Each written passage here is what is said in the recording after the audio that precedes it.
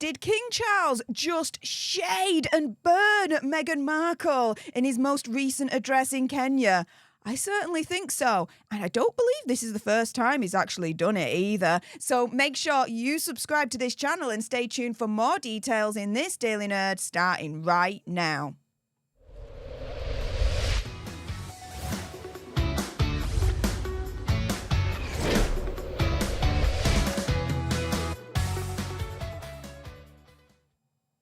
Hey up everyone, it's me, Stef, the Alter Nerd, your nerdy alternative, and welcome to another dose of the Daily Nerd, where I break down the royal news and gossip of the day that's pretty much caught me eye, and oh my goodness. Yeah, let's jump into this one, shall we? So, as of the recording of this video, King Charles and Queen Camilla are currently in Kenya, and it's King Charles's first visit to a Commonwealth country since acceding to the throne last year in September. Now, he was at the state banquet and he made an address, and there's a part of the address that has absolutely set Twitter on fire and has led many to believe that, ooh, some shade is going Megsy's way. So let's watch this right now. It was here, in sight of Mount Kenya, that my son, the Prince of Wales, proposed to his wife, now my beloved daughter-in-law. Yeah, did you catch that, guys? King Charles describing Princess Catherine as his beloved daughter-in-law. I'll tell you this for price of fish.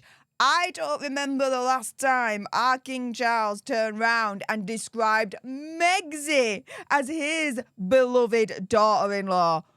Whoo, the shade and the burn indeed. And as I was watching this all unfold on Twitter, I saw a lot of tweets out there pretty much turning around and saying, oh, someone's not going to be happy in California, Montecito, and others saying, oh, there's going to be a lot of plate smashing in anger in Montecito right now. And I can imagine that happening. Absolutely. But at the beginning of this video, I did mention, I don't think, in my opinion, conspiracy theory, whatever, right, that this is the first time that King Charles has actually shaded and burned Megsy, right? So let's go into his first official address to the nation as king back on the 8th of September 2022. And so part of the address, he talks about Prince William and Princess Catherine, right?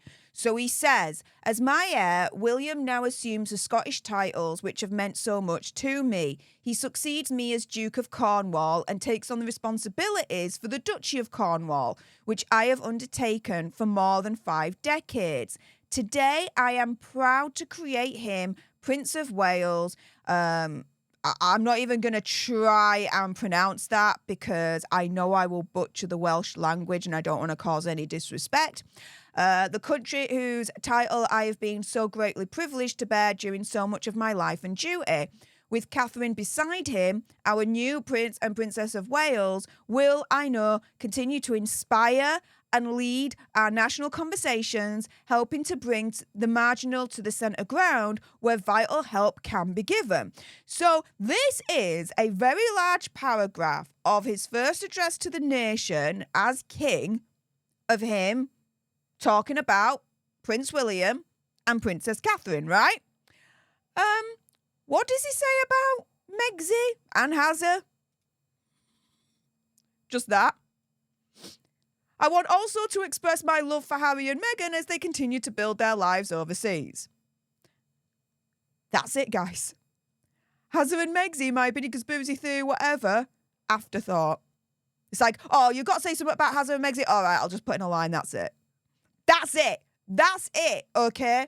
So as we compare and contrast the language, okay, here, King Charles is totally going into detail about Prince William and where his place is going to be in the royal family and the world stage, and, you know, mentions Princess Catherine and says, you know, he knows that they will continue to inspire and lead our national conversations, right? Here, though, there's none of that with Hazza and Megsy. It's just I express my love as they continue to build their lives overseas. Not now that I'm king, this is where they fall into the whole scheme of things.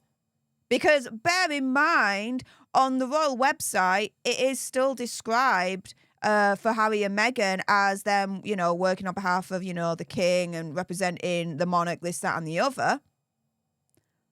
None of that, though, here. None of that here whatsoever.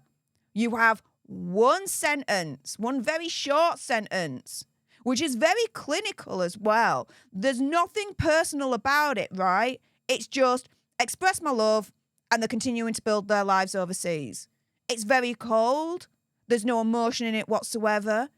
There's no descriptors in terms of how they're going to make an impact now that he's king. Whereas here, now that he's king, he's describing that Prince William and Princess Catherine, their impact is going to be to inspire and lead our national conversations. But there's none of that when he is talking about Hazza and Megxi in his first address as king to the nation. Right? Oh, and he doesn't describe Megxi here as the beloved daughter-in-law. Not at all. This is it. This is the only sentence, the only mention of Hazza and Megxi in his address. His first address as king. You compare that to all of this when he's describing Prince William and Princess Catherine, and you're telling me that that's not shade, that's not a burn? I'm telling you, King Charles knows what's up, right? King Charles knows, in my opinion, conspiracy theory, whatever, that Hazza and Megxi are totally toxic at this point. Why? Because, as I've just shown to you, in his first official address as king, there's a big, massive paragraph, lines upon lines, when he's talking about Prince William and Princess Catherine. Hazza and Megxi, one short line, very clinical, not personable whatsoever, no emotion, no descriptors, no nothing. It's just, I love them and they're building their lives overseas. That's it.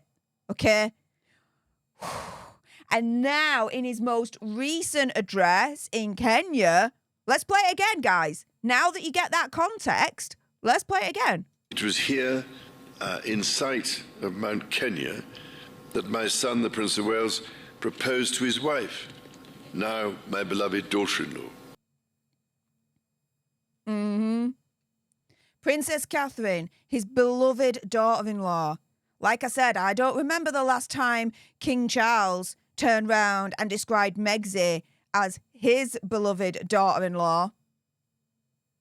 And when you look at the receipts that I've just shown you in terms of his first official address, to me, he's just added Harry and Meghan in there as just a quick afterthought of, yeah, I'm going to have to mention them, quick little sentence, nothing of much substance, and I carry on after that.